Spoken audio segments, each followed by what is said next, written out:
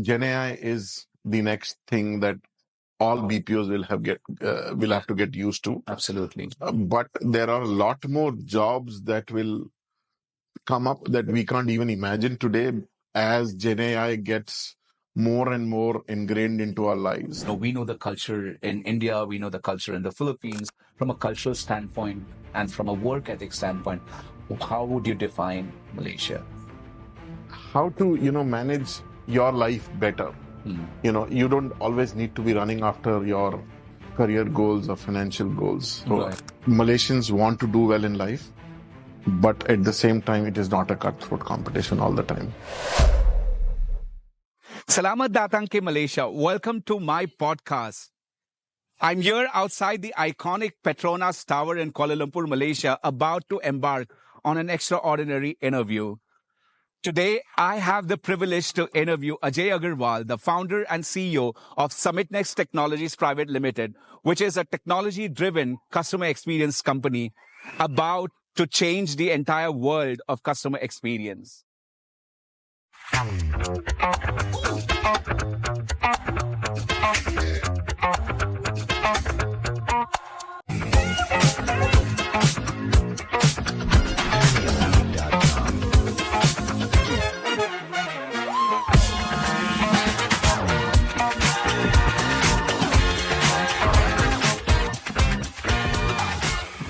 I'm pleased to be invited by the founder and CEO of SummitNext here in Petaling Jaya, Malaysia, which is 15 kilometers from Kuala Lumpur city center. Welcome to the show, Mr. Ajay Agarrwal. Thank you. Thank you for inviting me here. Thank you so much, Joel. My pleasure to have you here. Yeah. I think, this is a very apt moment for me to ask you like a few questions about your journey, your entrepreneurial journey of setting up SummitNext. Just to get you started, you work with Aegis, you work with Genpact, and obviously, you carry a lot of experience in your bag. And how did that inspire you and motivate you to setting up your own venture at SummitNext? My journey, my corporate life, I can sort of split it across three companies. I worked in total with 5 companies, but 2 were really small stints. 3 were, the first one was 3 years, the second one was 5 years, and with Aegis, the last one was almost 13 years. And I have great learnings from each of these organizations. The first one was with a market research company. And my biggest learning from that was hard work. Hard work can do a lot of things. That's what, I took away from that company. My second stint was with Genpact. It's an organization I still hold in high regard. And that's where I learned, how to invest in people, how to treat your people, the basics of people management. I think Genpact got its DNA from GE. GE is also another company I hold in high regard. And so, then, my longest stint was with Aegis.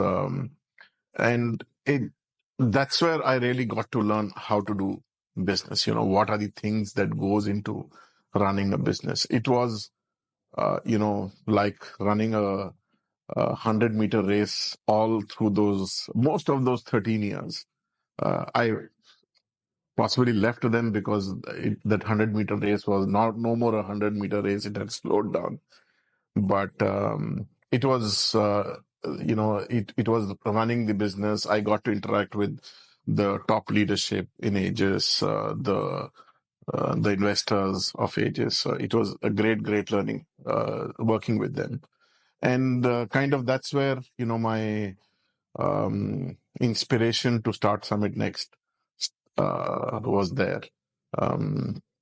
There was Obviously, this is about really understanding the end-to-end cycle of setting up a BPO industry. And I think something that you probably learned over a period of your entire working tenure at Genpact and Aegis. So when you figured that out, what really kick-started the very thought or sparked the thought in your mind that it's now time for you to set up your own venture?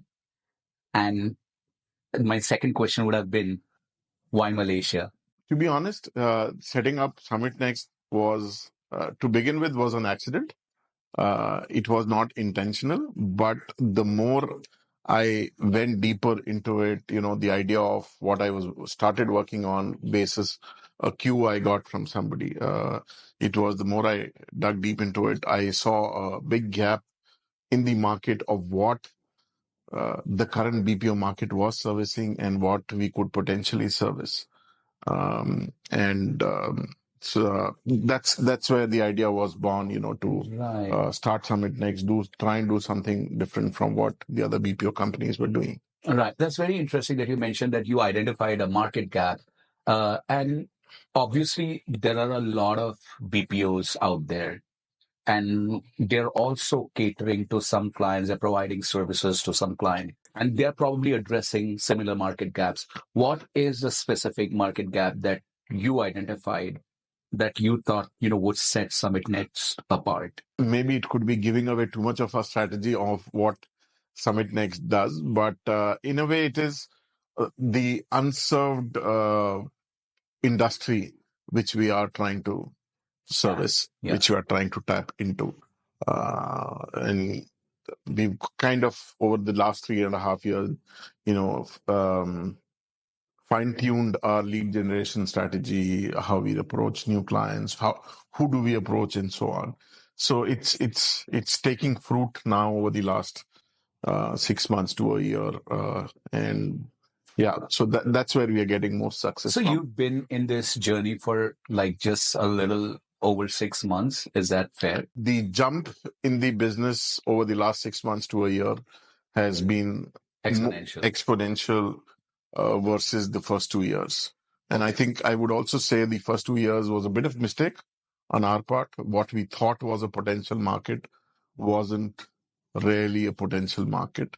But the good part is we course corrected, found out what really is that we should be targeting. So it did take you 2 years, to make and break and then set the ball rolling to really have something operational, in a very smooth way. Is that fair? Yeah, kind of.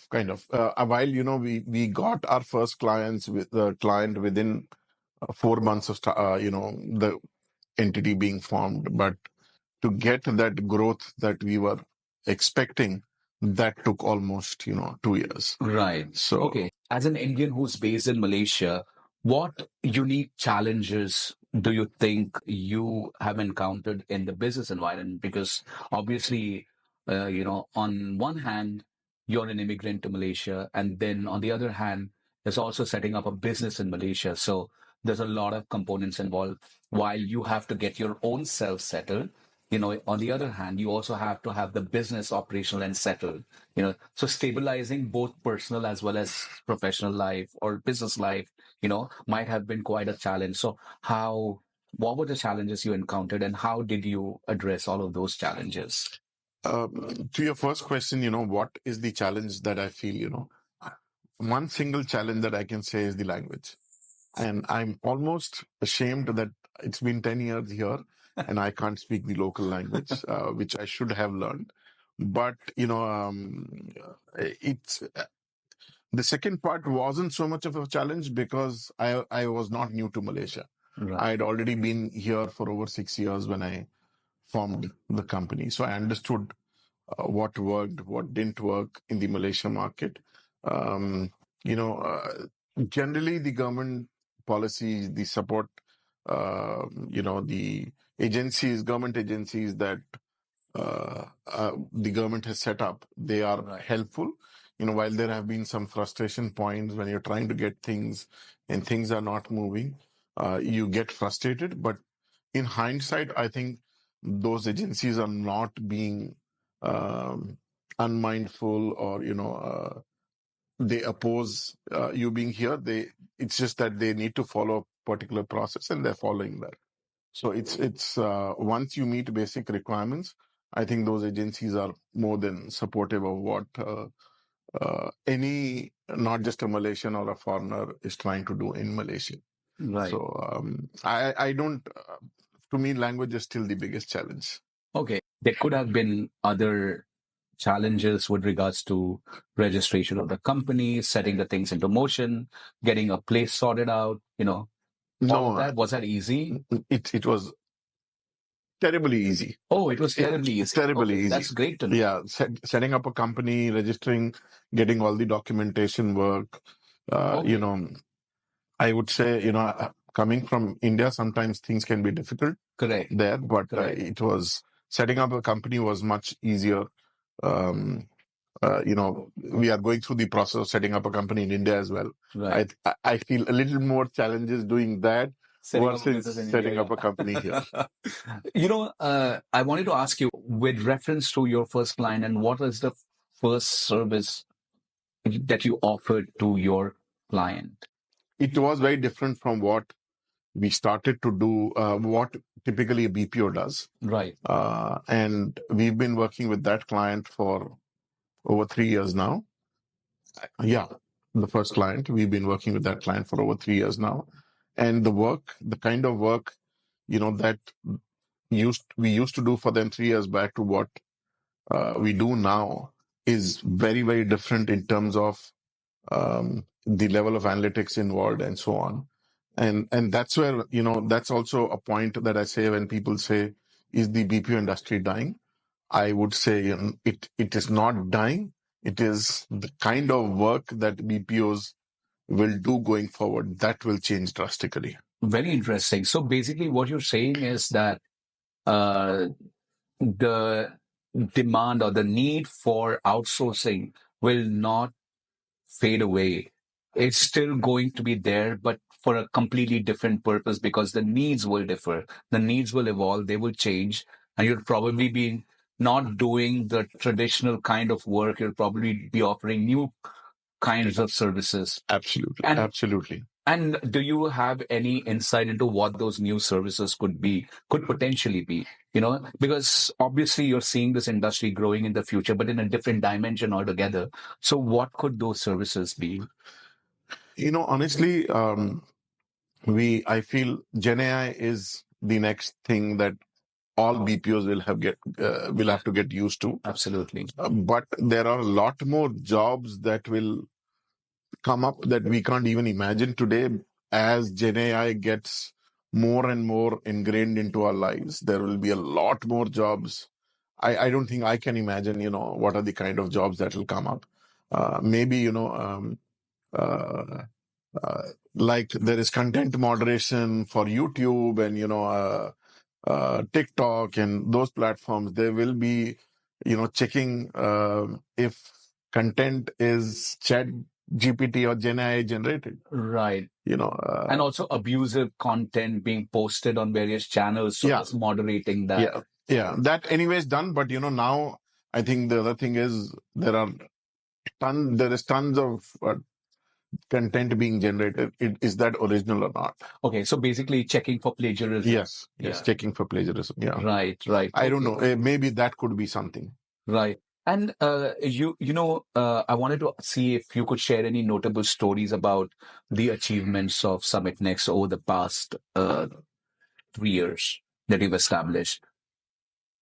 We've had our fair share of both ups and downs. One story I sometimes tell people, our two key services are customer support, customer acquisition.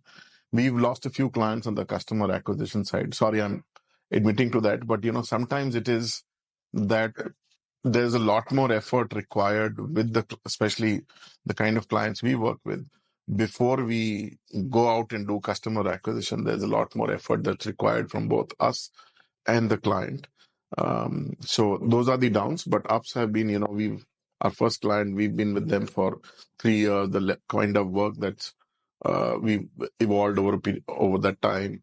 The work we've done for a e-commerce player where we've hired, for their peak requirements, 200 people for over 200 people for a week, for 2 weeks of work.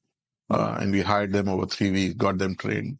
We have a Gen AI tool that's ready to be used. Right. And I think to me, the work we do for our clients, that's that's evolving. But one thing that we have really fine-tuned over a period of time over these last 3 years is our internal lead generation strategy. Right. That's something that I'm proud of, apart from the work that we do for our clients. Do you do lead gen only for yourself, or do you also do lead gen for other companies? We do for other companies as well. Okay, that's that's interesting to know. Yeah. Because I think once you have a process which is like a flywheel, then you just lift and drop that processes for other companies. So basically, expanding or extending your services, beyond your own. So True. very interesting. You also mentioned that you had this first client for 3 years. How many employees or how many FTEs does it have? So when we started, we were about 7 people. Now we have about 10 people with them. Right. And do you cater to various kinds of services or just one particular type of service for this client? The work has evolved, but the basic, service still remains the same. What we are doing, which is more around social media. Okay, got it. Yeah. Thank you for that, Ajay. As an entrepreneur, what advice would you give to young entrepreneurs, people who want to set up something on their own? People are literally, working with generative AI. There's a lot of innovation, at the speed of light. Like literally every single day, you have new ideas, new technologies. What do you think will set someone apart, if they want to venture into their own entrepreneurial journey? One strong advice which I alluded to earlier a bit, that I can give from my learning is, whatever product, service that you think is going to be a great success in the market, go and speak to, at least 25, 30 likely prospective customers. Right. Because that's a mistake we did. What we thought is the right client for us, those are not the right clients for us. So, if you have an idea, even at the ideation stage, speak to people in that market, to figure out, does that really solve the problem you think there is a problem? So really do a market validation and see whether your product is addressing an actual gap in the market. Because if there is possibly no gap, you're probably, working on the wrong product all by itself. So yeah, good points. I also wanted to ask you about the business landscape in Malaysia. It's totally new country for you, and obviously you're a foreign investor in this country. So how does this country appeal to foreign investors? And do you think foreign investors have a smooth journey while setting up a business in Malaysia, while maybe the registration process was quite simple, but the actual operational aspect of the business, is it quite smooth, at policy level, at operational level? What are your thoughts and what are your opinions? I've been in Malaysia for almost 10 years. I've seen, Malaysia evolving from a one-party political party government to multiple political party government. And I've always believed, coming from India, the worst thing that can happen to a country is multiple parties trying to run the government. Having said that, I think the current Malaysian government has done extremely well to run the way things are right now. I have a very, very positive outlook towards Malaysia, of what Malaysia can do, what Malaysia can achieve. By the way, Malaysia also, has a lot of great schemes, the government does to generate employment, to support businesses. I can, give you an example we've taken advantage of over the last 2 years is, in 2022, there was a scheme that you can hire, people who are unemployed and you don't need to pay them any salaries for 6 months. Oh, And what's the logic behind that? The government wanted to generate employment during, a lot of people got unemployed during COVID. So the government was paying them salaries. They just wanted companies to hire them, use them. Oh, So it really helped us, to streamline our processes, something that we didn't have money to, spend on, we were able to do that, experiment that. After 6 months, we ended up retaining, 70% of those employees. Wow. Because our business had grown by then. They had a similar scheme this year as well, where we had people, who worked with us for about 2.5, 3 months. And great people that we found. In fact, we've hired a couple of them. One is a qualified doctor. Wow. So, yeah. So those are the schemes, the Malaysia government keeps doing, which generates employment, and I've worked, in multiple countries or managed teams. I haven't seen any of that in any of the countries. Yeah, that indeed is, quite innovative, because at least you're letting people stay in touch with skills. Yes, exactly. So, exactly. they could have been ready talent, and sometimes, skills can decay over a period of time. So really, by facilitating that kind of policy, the government is literally helping you to let It's people, helping both businesses both and businesses, the people to stay in touch with their skills. So that's very, very interesting. The only thing I would still want to improve in Malaysia is a better way for campus recruitment. Campus recruitment generally globally is a very widely accepted phenomena, right? Most countries have that, most universities. Malaysia doesn't really have a formal process. Are there restrictions? There are no restrictions. It's just that it just doesn't exist. There are no restrictions. Also, you mean to say that if someone graduated from universities, then they have to fend for themselves. Right. Okay. So they just go out in the market. Even the best of students, we've been able to hire some really good people. The best of students, they have to just go and find jobs for themselves. Okay. Unless it's a program sponsored by a very, very large conglomerate, by like say Petronas or Simdabi or otherwise. Have you made attempts to reach out to universities and say if, they could partner with you to do internships? We would love to. We've been working with a couple of, not universities, but independent organizations that are helping students with internships or, getting some experience or skills. We've been working with them to generate employment, at least hire people. Right. What is the future for SummitNext? I know SummitNext right now is limited to Malaysia, but I know that you would want to expand to other geographies. So what are your future plans? Where do you see SummitNext moving forward? The plans are great. We want to do lots of things, not just, in terms of geographies that we are in, but in terms of the services that we offer.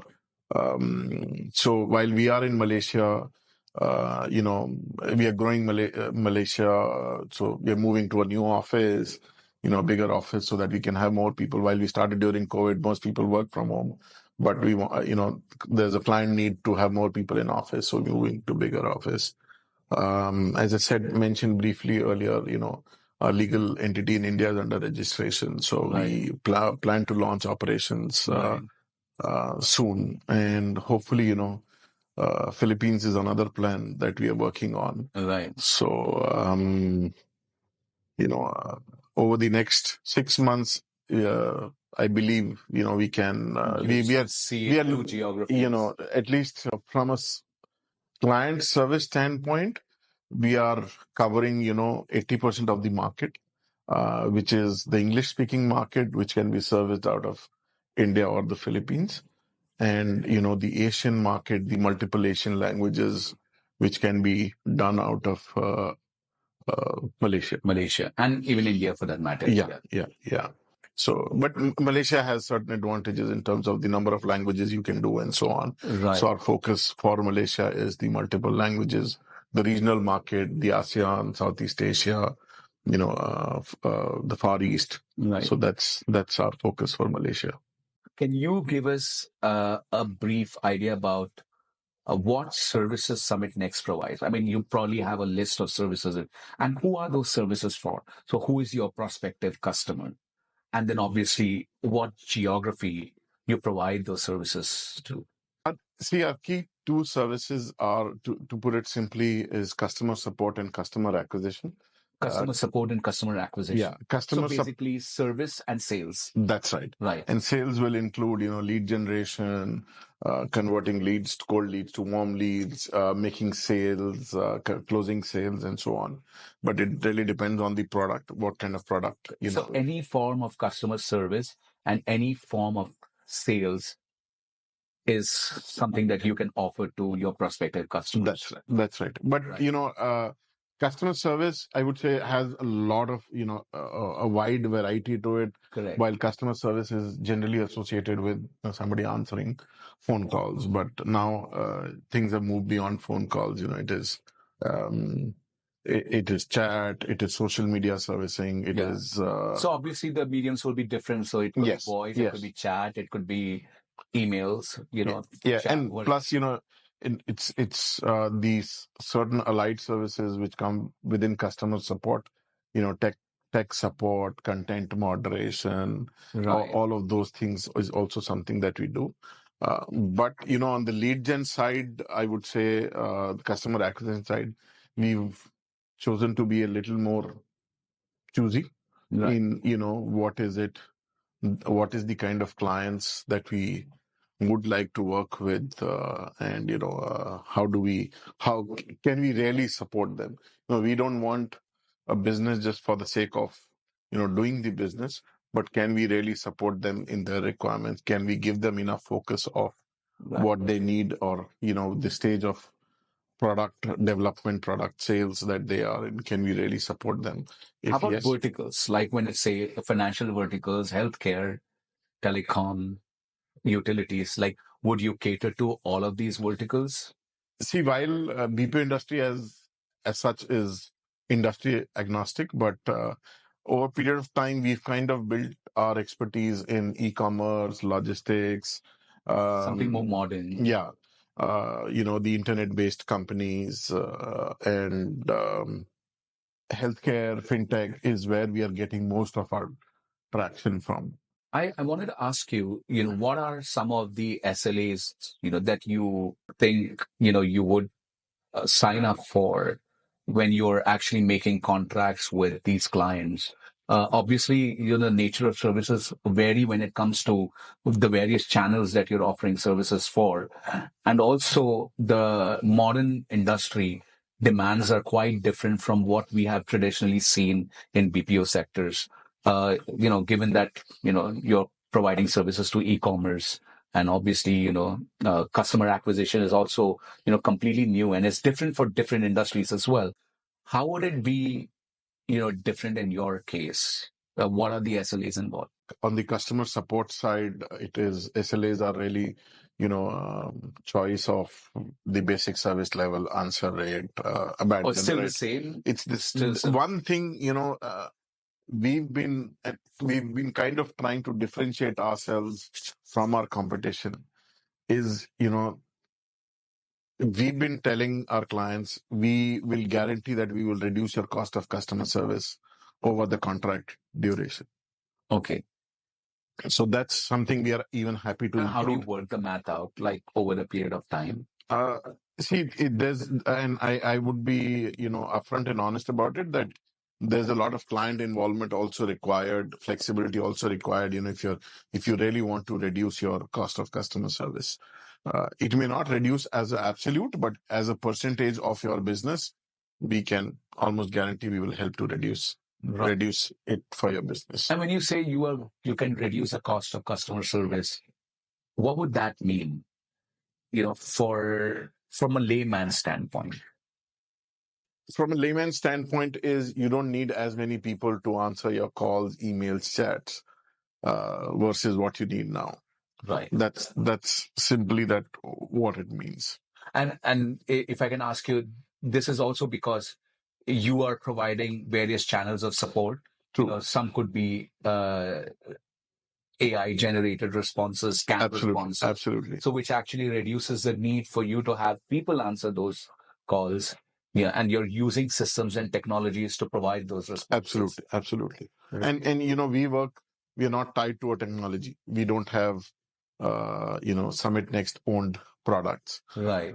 So whichever technology we feel is the best suited to a particular client, Right. we would implement that solution, the technology, Right. do a cost benefit analysis so that it works out in Right. the best interests of the client. Could you give us a little bit of an insight on Malaysia's work ethic and what the culture of Malaysia is with regards to the BPO industry?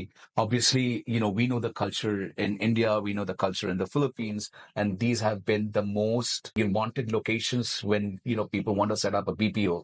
But people probably clients don't really know what Malaysia has to offer. So, from a cultural standpoint and from a work ethic standpoint, how would you define Malaysia? I would say over the last 10 years, I've learned a lot about human behavior. Coming from India, where it's always a cutthroat competition. Right.